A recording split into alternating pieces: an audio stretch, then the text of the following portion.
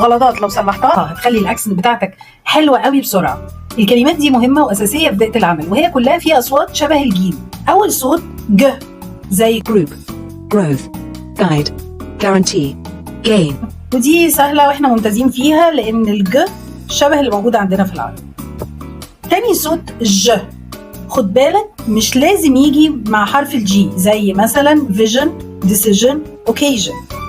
ساعات الناس بتقولها fission, decision, occasion.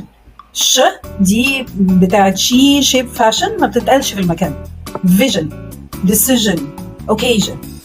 تالت صوت وده اللي بيكون تحدي لعدد كبير، الج ساوند، كأني بحط دي قبل الجي، ج. فناس بتنطق job, project, manager، هي د job, project, manager.